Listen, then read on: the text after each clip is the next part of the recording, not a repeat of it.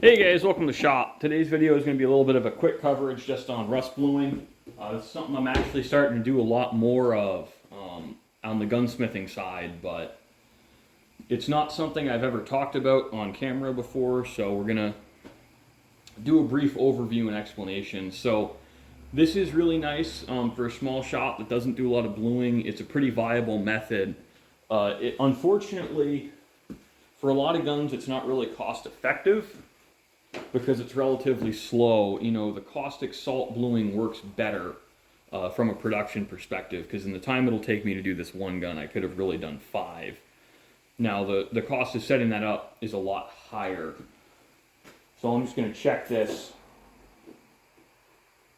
Not everything's quite converted yet.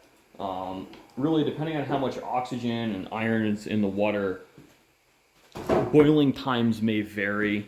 This is a relatively non-toxic way to do it. I can blend my own solution here in the shop, but I don't. I buy it. I'm not going to tell you from where, because you know we've got to have some trade secrets. But this is a really simple method. So this is going to come out of the tank. This is the second boil and second rusting on this gun, and it'll look great. I mix in oxidizers to my acid solution to really accelerate the rusting process, so I only have to do this twice. And that's part of how I can make this a profitable service. It's really very difficult to make money on stuff like this if you have to do it 4, 5, 6 times, unless you're charging the customer $600. Now, I am not charging this guy $600. And it's actually really funny because we're rust bluing one of the cheapest single-shot shotguns known to man. But it doesn't really matter because there's brass brazing on the lugs on the barrel. So if I had put this in a hot salt solution, it would have eaten them off. And these aren't the ideal gloves. These can't get wet, these welding gloves, but they're good enough for me to handle it and card these hot. Now, I like to card them hot just because if there's any spots that didn't convert right, I can save propane. I don't have to reboil the water, especially if you're only doing the one gun, and I can just touch them up with my solution while it's still hot. It'll flash rust, and I can just boil them again. And there's a lot of tricks like that to doing this quickly. Now, most guns I can blue in about 3 working hours. I extremely rarely will blue just one gun like this. Now, this is for it's for a close friend. So I will turn the tanks on just for him, especially at the end of the day. I mean, it's like 4 or 5 o'clock now, so you know, I want to get this out for him tomorrow. We're doing some other work at the same time. But this is not really, in my opinion, a cost-effective way to do it. Really, when I want to blue from a financial perspective, I'll like to have 2 or 3 guns rotating through the boiling tank while another one's rusting. It just works better. You know, you make more money that way, but you can still make shop rate once you're quick at rust bluing very easily. And it's a relatively relaxing process. I do enjoy the polishing and the prepping, and it's going to look really nice. So I am probably going to pop this out. I'll move the camera. You can watch me card it, and then we'll just oil it together. It's going to look very nice, I think, and it'll probably actually look better in person than it will on camera, which doesn't surprise me. You know, a lot of these shotguns, just the way the light reflects in the sensors, especially this shop's very steamy and humid at this moment in time. We're going to get some issues there. I think we'll give it another 30 seconds. It's been in there now for about 15 or 20 minutes. That will convert everything. So I think I'll close the door, shut the tanks off. I'll grab it, we'll card it. That takes about 1.5 to 2 minutes, and then we'll oil it together. So let me grab all of the necessary supplies. And you can watch a pot boil for a minute, guys. I think you'll survive. They say a watched pot never boils, but it's already boiling.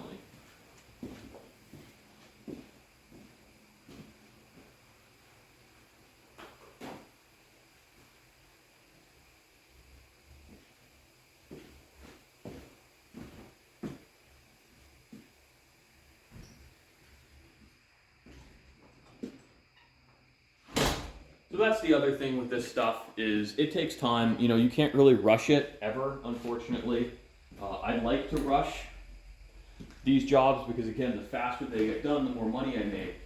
But there's only so much you can do to expedite the process. It takes as long as it takes for the oxides to get converted in the bath, and it takes as long as it takes to rust. Now, some alloys do not take a rust as well as others.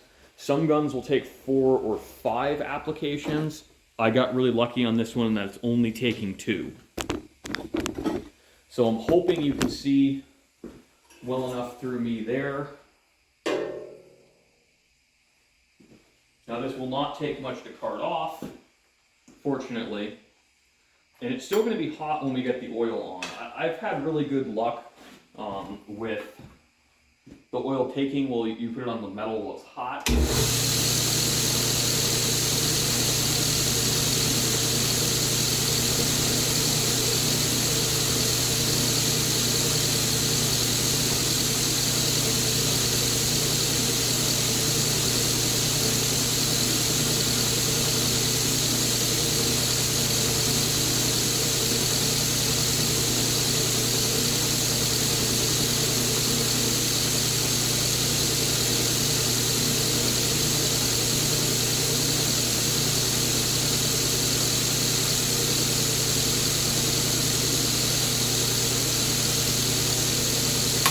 Also, guys, so I'm going to fire the machine up really quick. You'll note I am wearing gloves. This is typically relatively unsafe, but I'll show you in a moment why I don't really worry about it. These carting wheels are such fine wire on them, they don't really grab, and you can stick your finger in there while the machine's running and it won't hurt you. So I don't really worry about that. On another machine with a stiff wire wheel like we're normally used to seeing in a shop, yes, that would be extremely unsafe. In this application, it's just not something I'm worried about. So back over to the bench. We'll oil this. And I think it looks pretty nice already. We got a decent sheen on there, even without the oil. But I like a really light oil, so I actually thin it with kerosene.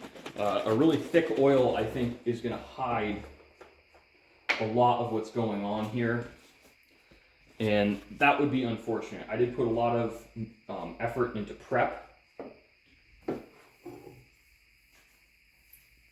and what I like about the kerosene is the kerosene will flash off instantly, so we can get a really thin, even coat of oil on here.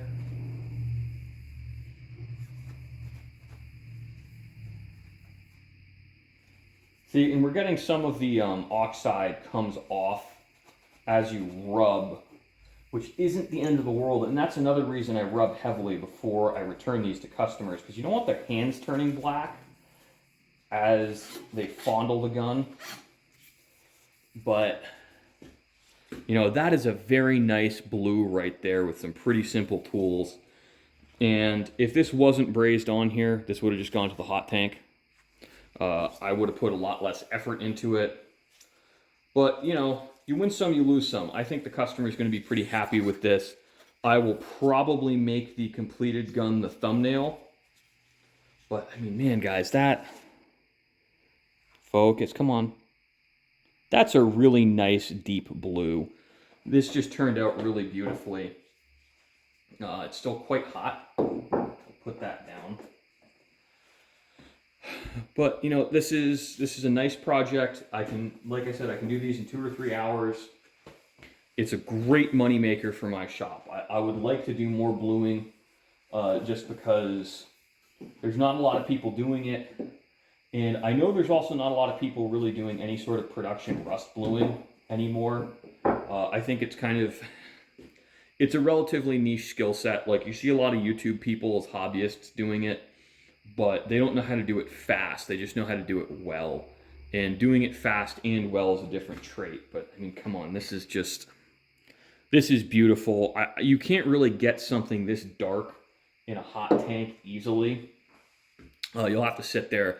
You have to use Dew-Lite salts, but Dew-Lite is a little fussier than the Brownells Oxonate. The Brownells Oxonate makes a bluer blue. It's not a black blue.